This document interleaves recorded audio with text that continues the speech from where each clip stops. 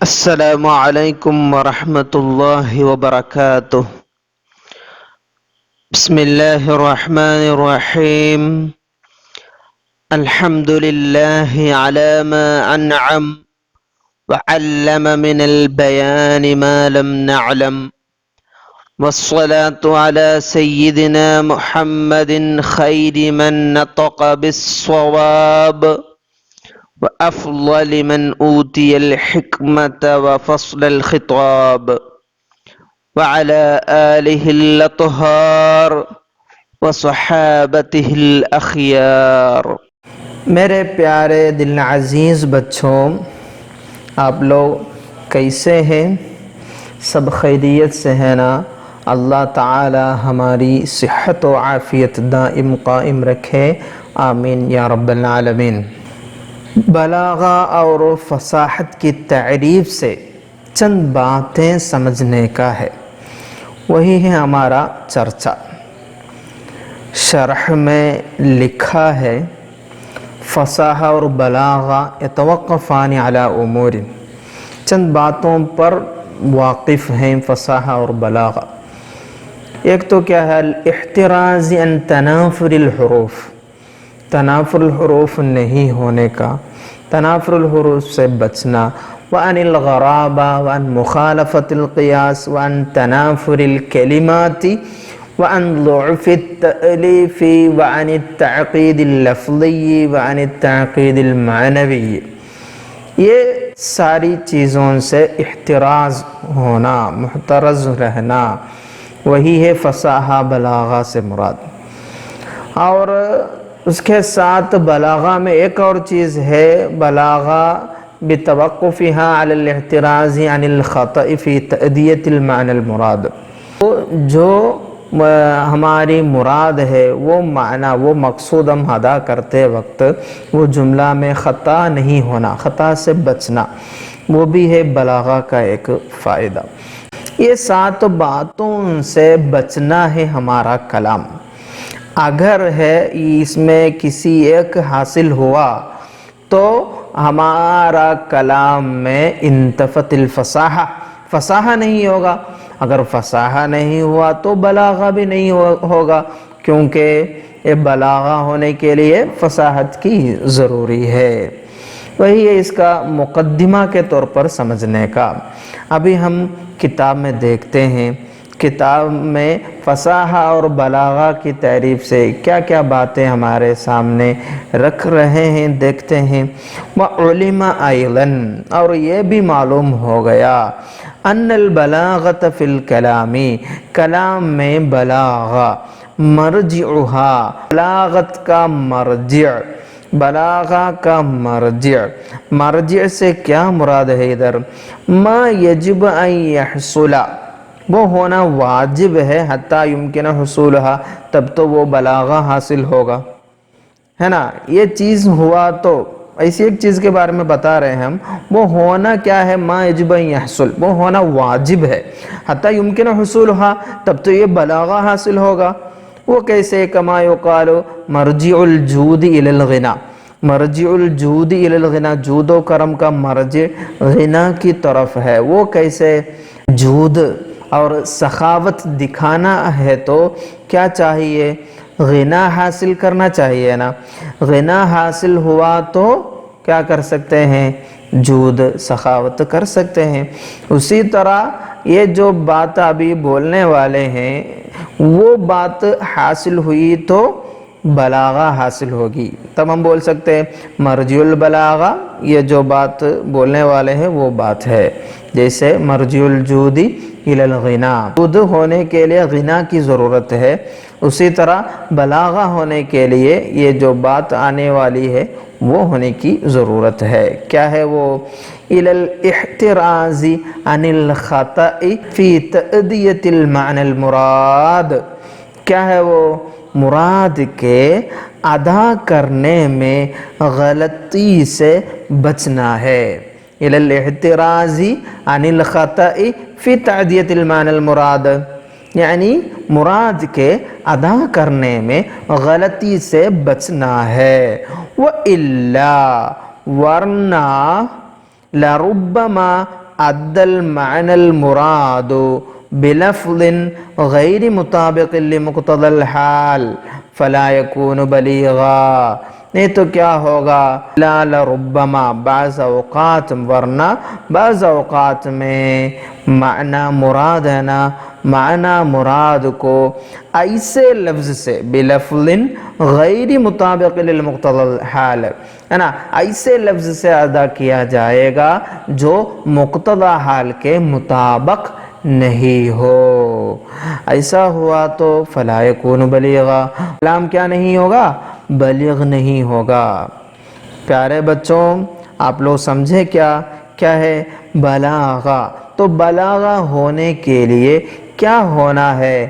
الاحتراز عن الخطأ فی تأدیۃ المعنی المراد، ہے نا، مراد کے ادا کرنے میں غلطی سے بچنا ہے، ورنہ کیا ہوگا؟ ہاں، معنی مراد کو ایسے ایک لفظ سے ادا کیا جائے گا، کبھی ایسے ایک لفظ سے ادا کیا جائے گا جو مقتضی حال کے مطابق نہیں ہو، ایسا ہوا تو فلا یکون بلیغا، وہ بلیغ نہیں ہوگا۔ اور کیا چاہیے؟ وَإِلَى تَمْيِيزِ الْكَلَامِ الْفَصِيحِ عن غیرہ، اور کلام فصیح کو غیر فصیح سے الگ کرنا ہے۔ وَإِلَّا، ورنہ لربما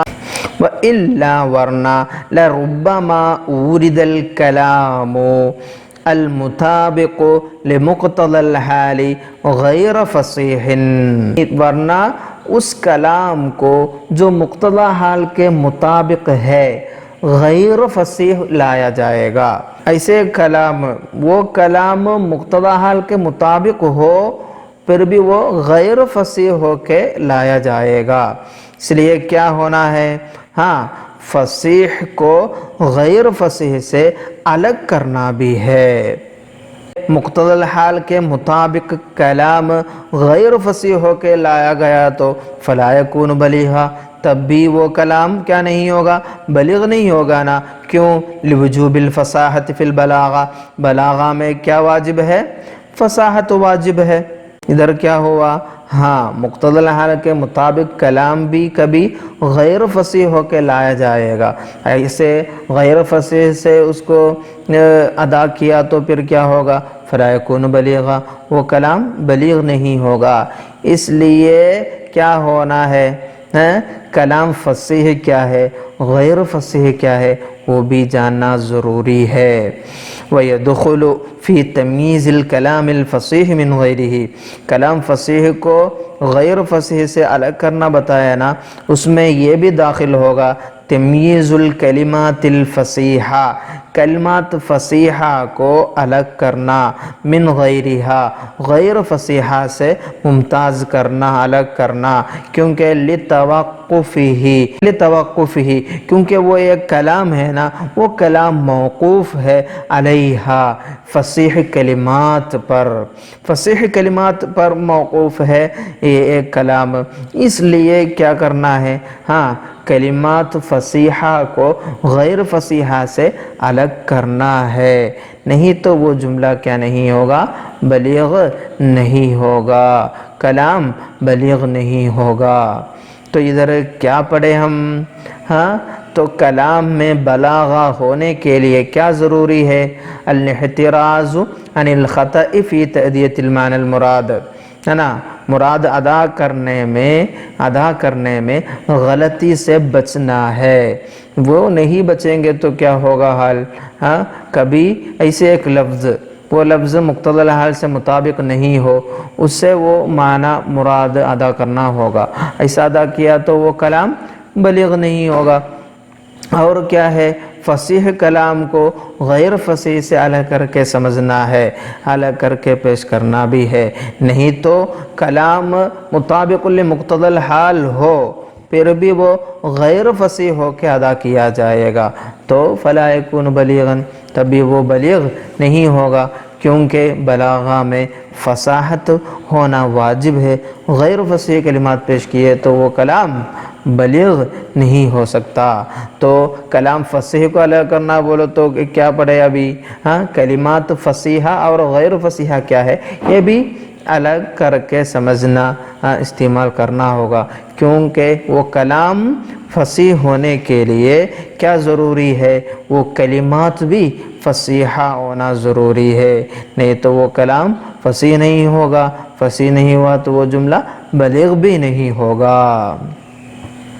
پیارے بچوں، آپ لوگ سمجھے ہیں نا؟ ادھر تو دو باتیں بتائیں، کیا ہے؟ ایک تو کیا ہے؟ الاحتراز عن الخطأ فی تعدیۃ المعنی المراد، اور ایک کیا ہے؟ تمییز الکلام الفصیح عن غیرہ، تو اس کے متعلق ہے اور چرچا۔ اس میں دوسری بات کے بارے میں پہلے چرچا کر رہے ہیں، والثانی، ثانی سے کیا مراد ہے؟ یعنی تمییز الفصیح من غیرہ، فصیح کلام فصیح کو غیر فصیح سے الگ کرنا ہے نا۔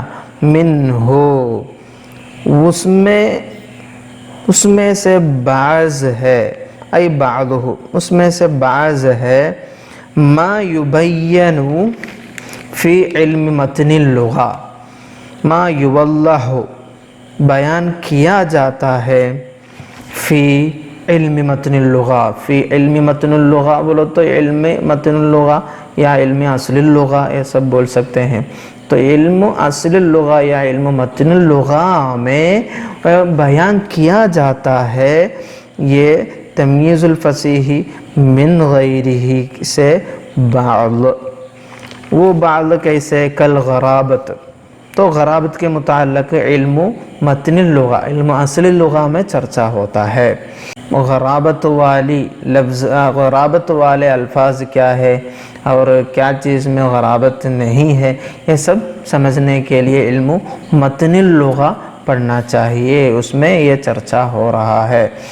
وَإِنَّمَا قَالَ مَتْنَ اللغہ، کیوں مصنف متن اللغہ استعمال کیے اور علم اللغہ استعمال نہیں کیا؟ متن اللغہ سے کیا مراد ہے؟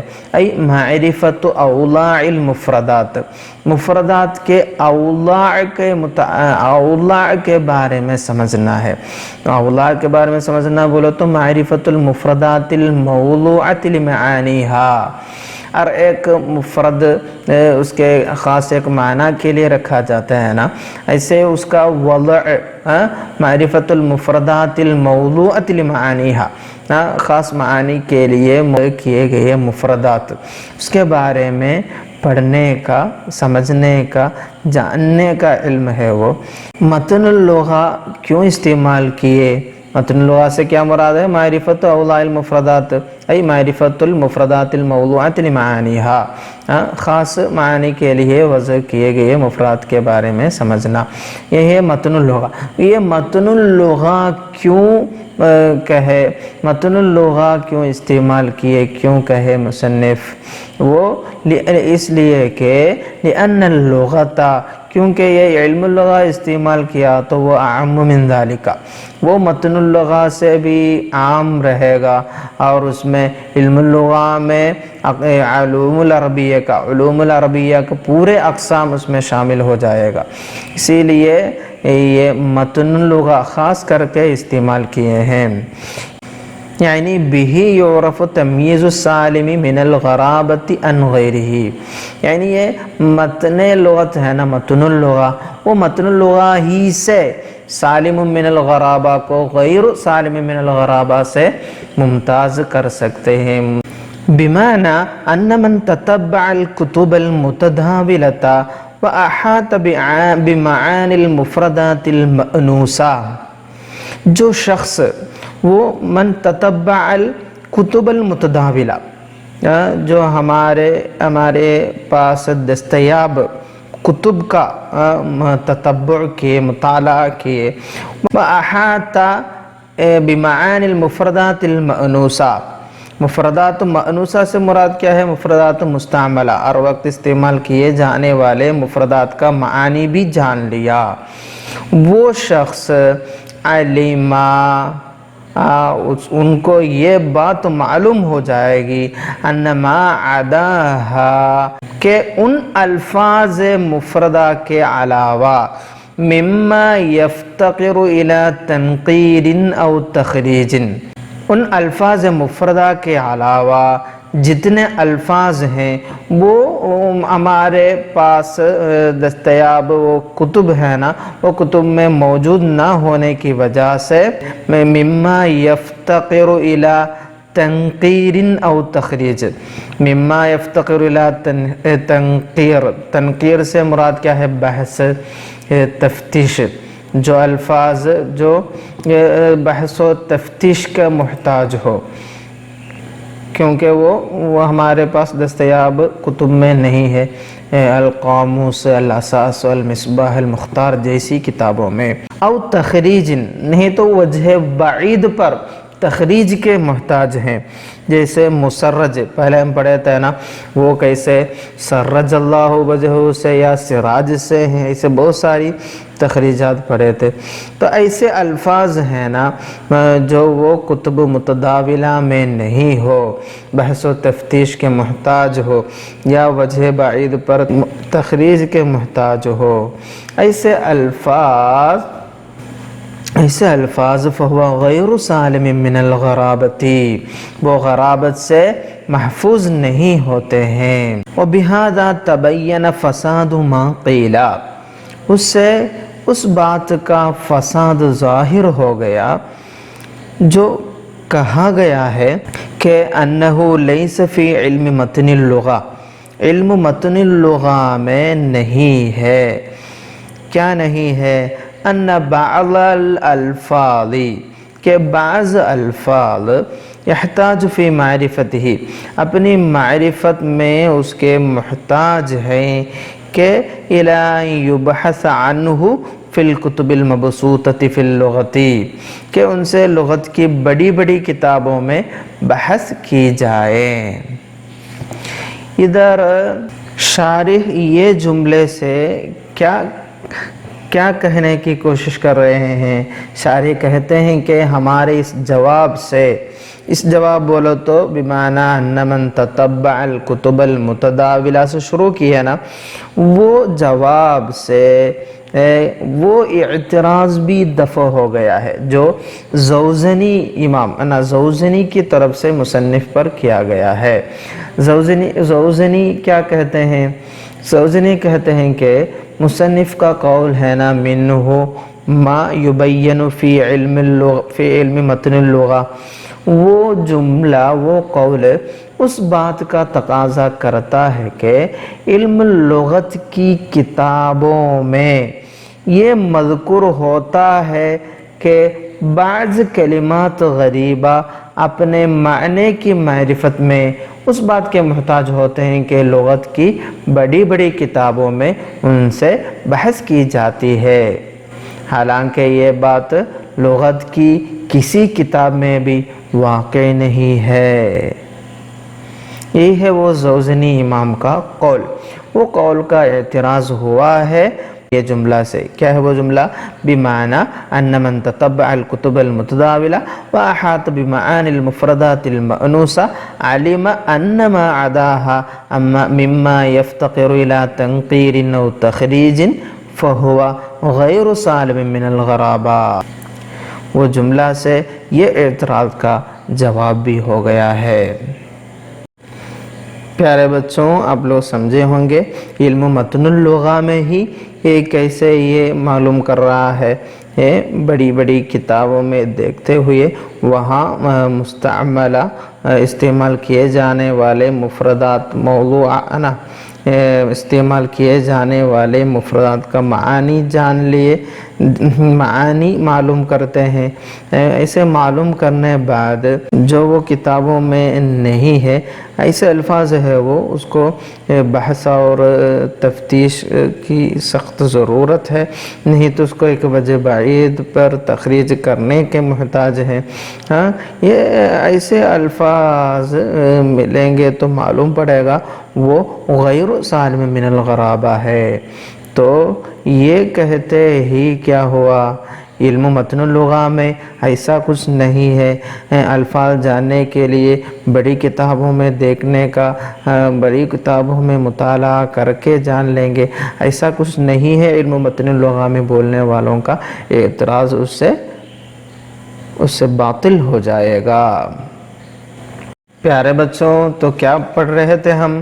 ہاں، تمییز الفصیح من غیرہ کے بارے میں پڑھ رہے تھے نا۔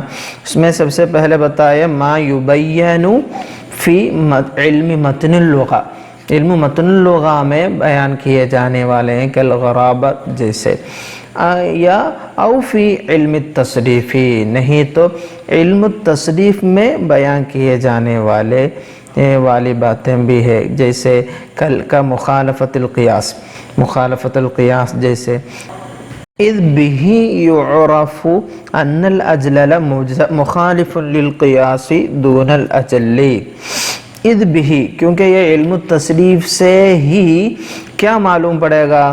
اجلل ہے نا، وہ اجلل وہ مخالف للقیاس، قیاس کے مخالف ہے، دون الاجلی، اجل کے اجل نہیں، تو اجلل ہے مخالف للقیاس، اجل نہیں۔ یہ سب کیسے جان لیں گے؟ وہی علم التصریف سے ہی جان لیں گے نا۔ تو وہ ایسی باتیں بھی ہے اس میں جو علم التصریف سے ہم معلوم کرتے ہیں، جیسے مخالفت القیاس، اور بھی ہے او فی علم النحو، نہیں تو خالی علم النحو میں بیان کیے جانے والی باتیں بھی ہے، كضعف التألیف والتعقید اللفظی، ضعف التألیف اور تعقید اللفظی جیسی باتیں، وہ کہاں ہے؟ اس کا چرچا وہ علم النحو میں ہوتا ہے، علم النحو میں ہوتا ہے۔ تو اس کا تعلق سمجھنا آپ لوگ۔ ادھر تمییز الفصیح من غیرہ میں سب سے پہلے بتائے کچھ باتیں کیا ہے، خالی علم متن اللغہ میں بیان کی جانے والی ہے، جیسے غرابت، اور نہیں تو علم تصریف میں بیان کی جانے والی مخالفت القیاس جیسے، نہیں تو علم النحو میں وہ ضعف التألیف اور تعقید اللفظی جیسے، نہیں تو او یدرک بالحس، نہیں تو حس کے ذریعے ادراک کیے جانے والا۔ حس سے کیا مراد ہے؟ القوت المدرکہ للطائف الکلام، ایسی ایک حس باطنی ہے، وہ حس سے مراد۔ اس کے پہلے ذوق ایسا ایک لفظ سے عبارت دیت ہے نا، وہی ہے۔ تو حس سے معلوم کرنے والی باتیں بھی ہے، جیسے کالتنافر، کیونکہ اذ بھی وہ حس کے ذریعہ ہی یعرف ان المستشزر متنافر دون مرتفع، ہے نا، وہ حس کے ذریعے ہی سمجھ سکتے ہیں مستشزر ہے تنافر والا، مرتفع نہیں، ہاں۔ وقضا تنافر الکلمات، اسی طرح تنافر الکلمات بھی یہ حس سے معلوم کیا جاتا ہے، جیسے ولیس قربا قبر حرب قابر پڑھے تھے نا پہلے، وہ سب حس کے ذریعے معلوم کرنے والی باتیں ہیں۔ پیارے بچوں، کیا کیا باتیں پڑھے ابھی ہم؟ ہاں، ثانی کیا ہے؟ تمییز الفصیح من غیرہ، فصیح کو غیر فصیح سے سمجھنے کا ہے نا۔ اس میں سب سے پہلے ہم پڑھے ما یبین فی علم متن اللغہ، غرابت جیسی باتیں، اور ما یبین فی علم التصریف، مخالفت القیاس، نہیں تو ما یبین فی علم النحو، ضعف التألیف اور تعقید اللفظی، نہیں تو یدرک بالحس کالتنافر، تنافر الحروف، تنافر الکلمات، یہ سب۔ تو یہ فصیح ہے یا نہیں سمجھنے کے لیے یہ سب جاننا ہے۔ تو علم متن اللغہ سے غرابت کے بارے میں سمجھنا ہے، علم التصریف سے مخالفت القیاس کیا ہے سمجھنا ہے، علم النحو سے ضعف التألیف اور تعقید اللفظی کیا ہے وہ سمجھنا ہوگا، اور حس کے ذریعے تنافر کیا ہے سمجھنا ہوگا۔ یہ سب سے بچیں گے تو وہ کلام کیا ہوگا؟ فصیح اور بلیغ ہو جائے گا۔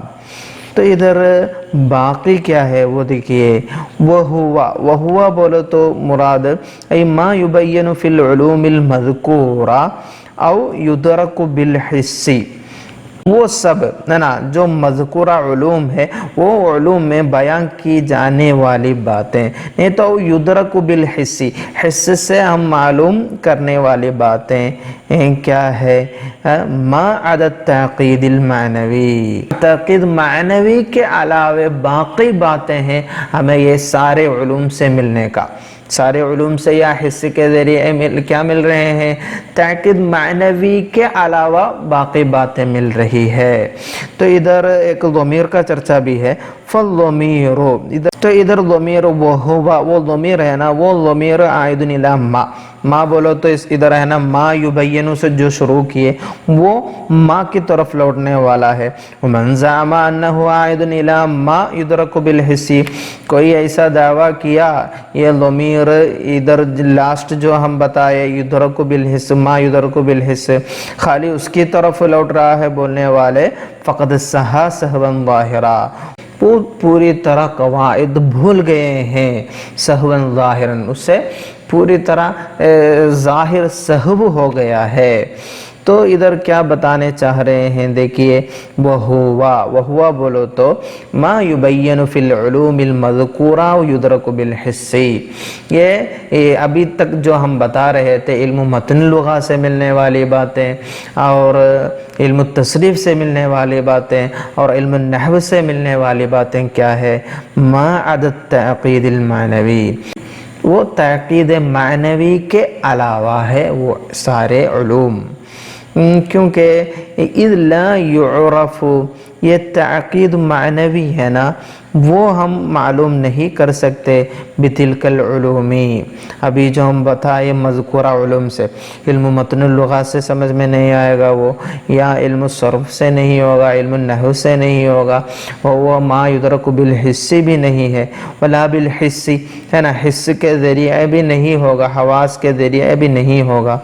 اذ لا یعرف بتلک العلوم، ابھی جو علوم ہے مذکورہ علوم ہے، علم متن اللغہ، علم التصریف، علم النحو، یہ سارے علوم سے، ولا بالحس، یہ حس حواس کے ذریعہ بھی، لا یعرف تمییز السالم من التعقید المعنوی عن غیرہ، یہ بات کیا بات؟ تعقید معنوی کے سے سالم من التعقید المعنوی، غیر سالم من التعقید المعنوی سے الگ کر کے نہیں سمجھ سکتے ہیں، سمجھے ہیں نا؟ یہ تعقید معنوی سمجھنے کے لیے کچھ اور چاہیے، کچھ اور چاہیے۔ یہ سارے علوم علم متن اللغہ یا علم الصرف یا علم النحو یا حواس کے ذریعے کیا نہیں ہوگا؟ تعقید معنوی سے جو سالم ہے یا تعقید معنوی ہونے والے، یہ آپس میں الگ کر کے تمیز کر کے نہیں سمجھ سکتے ہیں۔ یہ جو علوم ہم بتا رہے تھے وہ سارے علوم سے، علم متن اللغہ ہو یا علم الصرف ہو، علم النحو ہو، یہ سب سے یہ سمجھ میں نہیں آئے گا۔ کیا سمجھ میں نہیں آئے گا؟ تعقید معنوی سے سالم کیا ہے اور تعقید معنوی والا کیا ہے، یہ سمجھ میں نہیں آئے گا۔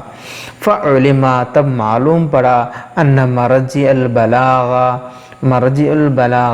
بعضہ مبین فی العلوم المذکورہ وبعضہ مدرک بالحس، مذکورہ علوم میں کچھ باتیں بیان کی گئی ہے نا، کیا چیزیں؟ غرابت، مخالفت القیاس، ضعف التألیف، تعقید لفظی، اور کچھ تو وبعضہ مدرک بالحس، حس کے ذریعے ادراک کیے جانے والی باتیں ہیں، وہ یہ تنافر فی الحروف یا تنافر فی الکلمات، یہ سب وہ علوم سے اور حس حواس کے ذریعہ سمجھ سکتے ہیں۔ وہ بقی الاحتراز عن الخطأ فی تأدیت المعنى المراد والاحتراز عن التعقید المعنوی، پھر بھی دو باتیں بچ گئی ہے، کیا ہے وہ؟ ایک تو الاحتراز عن الخطأ فی تأدیت المعنى المراد، معنی مراد ہے نا، معنی مراد کے ادا کرنے میں غلطی سے احتراز ہونا، اور والاحتراز عن التعقید المعنوی، تعقید معنوی سے احتراز ہونا، یہ دونوں سے بچنا ابھی باقی رہا۔ وہ کیسے ہم بچ سکتے ہیں؟ وہ معنی مراد ادا کرنے میں غلطی سے بچنا کیسے ہوگا اور تاکید معنوی سے کیسے بچ سکتے ہیں. فمست الحاجت الى علمین مفیدین لذالک، تب ضرورت پڑ گئی، ایسے دو علموں کی ضرورت پڑ گئی. الاحتراز عن الخطأ فی تأدیۃ المعنی المراد، معنی مراد ادا کرنے میں غلطی سے بچنا اور تاکید معنوی سے بچنا، یہ باقی رہا تو فمست الحاجت، تب ضرورت پڑ گئی الی علمین، دو علموں کی ضرورت پڑ گئی، مفیدین لذالک. مفیدین لذالک بولو تو کیا ہے؟ یہ دو نوعوں کا احتراز ہے نا. ایک احتراز تو کیا ہے؟ الاحتراز عن الخطأ فی تأدیۃ المعنی المراد، اور احتراز عن تاکید معنوی سے بچنا اور معنی ادا کرنے میں غلطی سے بچنا. یہ دونوں احتراز کے لیے احتراز کا فائدہ رکھنے والا دو علموں کی ضرورت پڑ گئی. فوضعوا، تب علماء لوگ رکھے علم المعانی للاولی، علم المعانی رکھا پہلا احتراز کے لیے. کیا ہے وہ؟ ای للاحتراز یعنی الخطأ فی تأدیۃ المعنی المراد. اور وہ علم البیان کو رکھے للثانی، ثانی بولو تو کیا ہے؟ للاحتراز یعنی تاکید معنوی سے بچنے کے لیے. وَإِلَيْهِ أَشَارَ بِقَوْلِهِ، اس کی طرف اشارہ کر رہے ہیں مصنف رحمہ اللہ. وَمَا يُحْتَرَزُ بِهِ عَنِ الْأَوَّلِ، پہلے والی بات ہے نا، کیا ہے وہ؟ ای الخطأ فی تأدیۃ المعنی المراد، تو مراد ادا کرنے میں غلطی سے بچنا، اس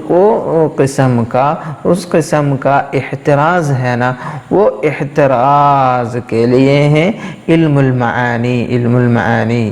اور وما یحترز به یعنی تعقید المعنوی، تعقید معنوی سے بچنے کے لیے ہے علم البیان.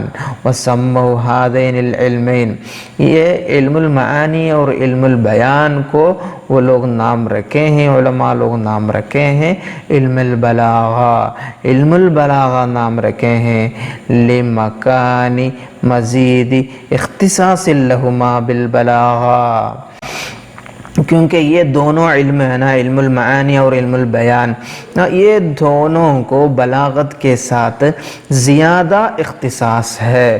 وَإِن كَانَتِ الْبَلَاغَةُ، اگرچہ بلاغہ تتوقف علی غیرہما من العلوم، اگرچہ بلاغہ ان دونوں کے علاوہ دوسرے علوم پر بھی موقوف ہے. دوسرے علوم پر بولو تو جیسے علم الصرف، علم النحو، علم اللغہ، جیسے علوم پر بھی موقوف ہے، پھر بھی یہ بلاغہ سے زیادہ اختصاص ہے، بلاغہ کے ساتھ زیادہ اختصاص ہے یہ علم البیان اور علم المعانی کو. اس لیے وہ لوگ یہ دونوں علموں کو علم البلاغہ نام رکھے ہیں. پیارے بچوں، آپ لوگ سمجھ رہے ہوں گے مختصر معنی کا مقدمہ ہے نا، تو علم البلاغہ کیسے آ گیا، علم البلاغہ کی کیا ضرورت پڑ گئی، یہ سب آپ لوگ سمجھے ہوں گے. تو اور بھی علم البیان اور علم المعانی کے متعلق تو ہم دیکھیں ابھی. اور ایک بھی ہے نا علم البدیع، وہ کہاں رہ گیا وہ بھی دیکھتے ہیں. ثم احتاجوا لمعرفت توابع البلاغہ، پھر توابع بلاغہ کو جاننے کے لیے دوسرے اور ایک علم الی علم آخر، ہے نا، دوسرے علم کی طرف محتاج ہو گئے. تو فوضعوا لذالک، تو یہ توابع البلاغہ جاننے کے لیے وہ لوگ رکھے علم البدیع، نامی ایک علم کو بھی رکھے. وَإِلَيْهِ أَشَارَ بِقَوْلِهِ اسی طرف مصنف نے اپنے قول سے اشارہ کیا ہے وما یعرف به وجوہ التحسین علم البدیع، اور وہ علم جس کے ذریعے وجوہ تحسین کو جانا جاتا ہے وہ علم بدیع ہے۔ ولما كان هذا المختصر في علم البلاغة وتوابعها انحصر مقصوده في 3 فنون، اور یہ جب یہ مختصر ہے نا جو ہمارے پاس ہے وہ علم البلاغہ اور اس کے توابع میں ہے اس کا چرچا، یہ نا علم البلاغہ اور اس کے توابع میں ہے نا یہ مختصر، اس لیے انحصر مقصودہ فی 3 فنون، اس لیے اس کا مقصود 3 فنون میں منحصر ہو گیا۔ کیا ہے وہ 3 فنون ہے؟ علم البیان ہے، علم المعانی ہے اور علم البدیع ہے۔ یہ تینوں کا فرق آپ لوگ سمجھے ہوں گے۔ ما یحترز به عن الخطأ فی تأدیۃ المعنی المراد کیا ہے؟ علم المعانی ہے، اور ما یحترز به عن التعقید المعنوی علم البیان ہے، اور ما یعرف به وجوہ التحسین علم البدیع ہے۔ آپ لوگ سمجھے ہوں گے۔ اور یہ فنون کو الگ الگ نام رکھنے والے بھی ہیں، وہ دیکھتے ہیں۔ وَكَثِيرٌ مِّنَ النَّاسِ، وَكَثِيرٌ مِّنَ النَّاسِ، بہت سے لوگ یسمى الجمیع، تمام کو بولو تو یہ تینوں علم البیان اور علم المعانی اور علم البدیع، تینوں کو علم البیان نام رکھنے والے ہیں۔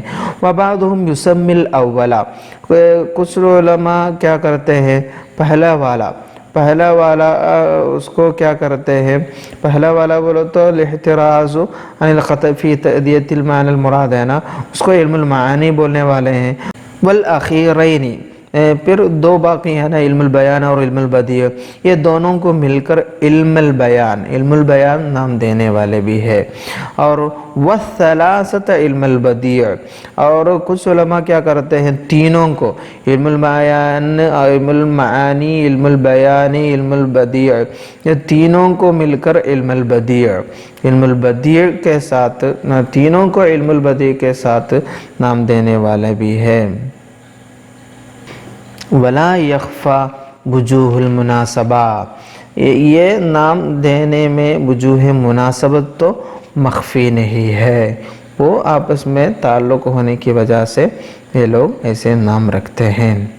ہر ایک کو الگ الگ نام رکھنا، علم البیان، علم المعانی کیوں رکھے، علم البیان کیوں رکھے اور علم البدیع کیوں رکھے، اس کے بارے میں تو ہم پڑھے۔ ما یحترز به عن الخطأ فی تأدیۃ المعنی المراد علم المعانی ہے، ما یحترز به عن التعقید المعنوی علم البیان ہے، ما یعرف به وجوہ التحسین علم البدیع ہے، وہ ہم سمجھے ہیں نا۔ اور کچھ لوگ کیا کیے ابھی علم البیان اور علم البدیع کو دونوں کو مل کر علم البیان نام دینے والے کچھ لوگ ہیں، وہ کیونکہ یہ علم البیان اور علم البدیع نا دونوں کو کلام فصیح کے ساتھ تعلق ہے، اس لیے دونوں کا نام علم البیان رکھ دیے۔ اور ایک قول ہے نا تینوں کا علم بدیع نام رکھنے کی وجہ وہ کیا ہے، ان تینوں فنون میں ایسی بدعت اور حسن ہے جس کی مثال دوسرے علوم میں نہیں ملتی ہے، اس لیے اس کا نام علم بدیع رکھ دیا گیا۔ ایسے ایک مناسبت ہے آپس میں، کیسے بھی اس کا نام رکھے آپس میں وہ مناسبت ہے، اس لیے وہ لوگ ایسے نام رکھے ہیں، وہی ہے آخر میں سمجھنے کا۔ پیارے بچوں کیا پڑھ رہے تھے ہم؟ بلاغہ کا مرجع بولو تو یہ ساری چیزیں ہوئی تو بلاغہ ہوگی، تو یہ بلاغہ ہونے والے کلام کیا ہونا ہے، غرابت سے بچنا ہے، اور مخالفت القیاس سے بچنا ہے، ضعف التألیف سے بچنا ہے، تعقید لفظی سے بچنا ہے، تنافر الحروف سے، تنافر الکلمات سے بچنا ہے۔ وہ سب پڑھ رہے تھے نا ہم، اس میں الاحتراز عن الخطأ فی تأدیۃ المعنی المراد وہی ہے مرجع البلاغہ، اور تمییز الکلام الفصیح من غیرہ ہے نا، فصیح کلام کو غیر فصیح کلام سے الگ کرنا۔ تو یہ دوسری بات کے بارے میں ہم پڑھے، فصیح کلام کو غیر فصیح سے کیسے الگ کر سکتے ہیں۔ اس کے لیے علم متن اللغہ میں کچھ پڑھتے ہیں، غرابت کے بارے میں چرچا ہے، علم تصریف میں مخالفت القیاس کے بارے میں چرچا ہے، علم نحو تألیف اور تعقید لفظی کے بارے میں چرچا ہے، اور حس کے ذریعے تنافر الکلمات، تنافر الحروف کے بارے میں معلوم کر سکتے ہیں۔ تو یہ ساری باتیں سمجھنے کے لیے بہت سارے علوم ہے اور حس ہے۔ پھر بھی باقی رہا تھا تعقید معنوی۔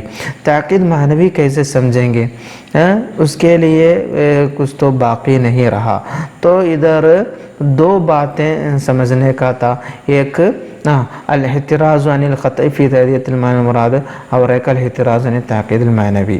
تو اس کے لیے الاحتراز عن القطع فی تأدیۃ المعنی المراد کے لیے علم المعانی آ گیا، اور احتراز عن التعقید المعنوی کے لیے علم البیان بھی آ گیا۔ پھر اس کے توابع علم البلاغہ جاننے کے لیے اور ایک علم کی ضرورت تھی، اس لیے وہ ما یعرف به وجوہ التحسین علم البدیع رکھا گیا۔